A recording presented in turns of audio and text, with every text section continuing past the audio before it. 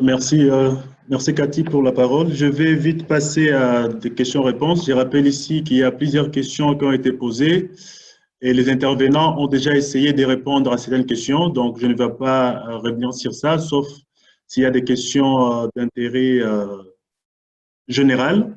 Je vais directement à la question posée au docteur Aline qui est à Bukavu. La question vient de la RDC même, de la part de Condoli, qui veut savoir quels sont les risques que courent la population et les personnels soignants quand on sait que les gestes barrières ne sont pas respectés dans la ville de Bukavu et un peu partout en RDC. Donc, ce n'est pas qu'en RDC, mais généralisons les cas. Quels sont les risques que courent les personnels soignants dans les milliers ou dans les unités Covid? Donc, dans les unités COVID, s'il n'y a pas de respect des mesures barrières, les risques, c'est l'infection du personnel soignant et les personnels soignants également, ils vont contaminer d'autres personnes, leurs proches, ils peuvent contaminer leurs proches. Et le risque que nous avons, c'est une recrudescence de l'épidémie, comme on le disait, mais actuellement, on n'observe pas, est-ce qu'on se demande est-ce qu'il y a déjà une immunité collective au niveau de notre population ou pas, parce que les gestes barrières ne sont pas respectés, mais actuellement, on avait seulement au 6 septembre 4 cas. Est-ce que les malades ne font pas l'automédication à la maison? Est-ce qu'ils consultent ou pas? Tout ça, ce sont des questions qu'on est en train de se poser. Merci, docteur Aline. Une question de Benoît Pierre depuis la France à l'ingénieur Laurent. Il veut savoir quel type de solution d'apport en oxygène avez-vous utilisé pour les ambulances? C'est à moi toujours. La question m'est adressée? C'est à l'ingénieur Laurent, ingénieur biomédical. Ouais. Sinon, si vous avez connu la même situation, vous pouvez répondre à la question. Oui, allô? Pour les ambulances. Par rapport aux ambulances, nous avons mis à bord des petites bouteilles d'oxygène de 4 mètres cubes qui sont aussi approvisionnées par Air Liquide. Et c'est prévu dans le contrat, dès qu'il y a un besoin de remplir les bouteilles, la minute qui suit, Air Liquide se mobilise. Et on a mis en place un bon moyen de communication qui marche très bien et les bouteilles sont remplies. Donc voilà comment on gère l'oxygène au niveau des ambulances. Merci beaucoup. Je voudrais intervenir sur la question précédente, je suis désolée.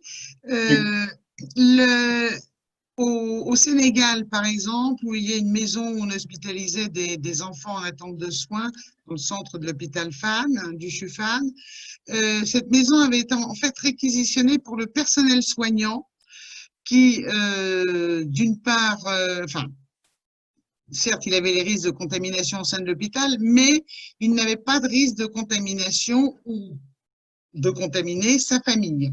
Il s'isolait pendant des périodes d'une semaine, etc. Ils restaient dans cette maison des enfants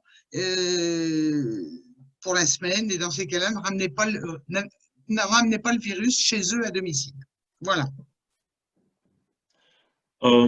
Merci. Je vais rester avec Dr Catherine. Il y a une question de Ernest qui veut savoir si pourrait-on qualifier l'infrastructure utilisée actuellement donc pour la prise en charge des cas Covid? Peut-on les utiliser aussi pour la prise en charge d'autres épidémies comme Ebola, rougeole, ainsi de suite? Ça me paraît quand même un peu lourd. En Afrique, effectivement, pour Ebola, telles infrastructures peuvent paraître tout à fait intéressantes, mais je pense que le docteur Aline est mieux à même que moi pour y répondre. Pour la France, non, il n'y a pas de. En France, on n'a pas construit de nouvelles unités en dur, hein, à part les tentes pour le tri et l'accueil, on n'a rien fait de plus. On a juste mobilisé différemment les ressources intra-hospitalières. Merci. Une question à Adriana. La question est la suivante. on a constaté un faible taux de mortalité en Afrique comparativement à l'Europe. Comment vous expliquez cela?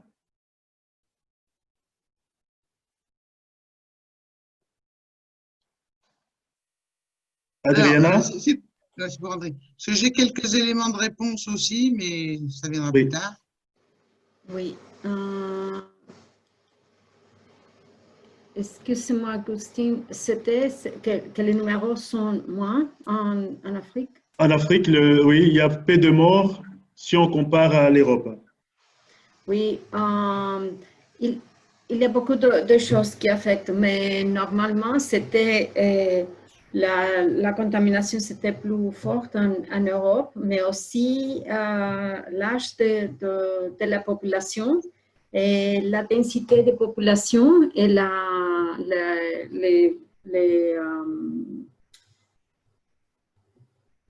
grosse infection dans la même population et les personnes âgées. Alors, c'est différent la population en Afrique et en Europe. Et il est arrivé premièrement en Europe. Et c'est une des choses de l'explication, mais on n'a pas toute l'information. Et bien sûr, il a commencé à l'Asie, alors l'Europe, alors l'Amérique, et maintenant il va à l'Afrique. Non? Alors, c'est une étage, mais je me souviens quand quelques collègues de vous, de Bénin, avaient présenté dans cet webinaire il y a 3 mois, il a dit pas de cas en Bénin. Maintenant, j'ai vu, il y a 40 décès. Alors, il va arriver en Afrique et on doit être préparé. Alors, mais Catherine peut répondre. Oui, sur ce, effectivement, ça arrive peut-être en Afrique, mais les cas explosent un petit peu, par exemple, au Sénégal, et on déplore pas, les réanimations de l'hôpital Fann se sont quasiment vidées. La situation est parfaitement stable au Mali et elle est tout à fait favorable, par exemple, au Burkina Faso.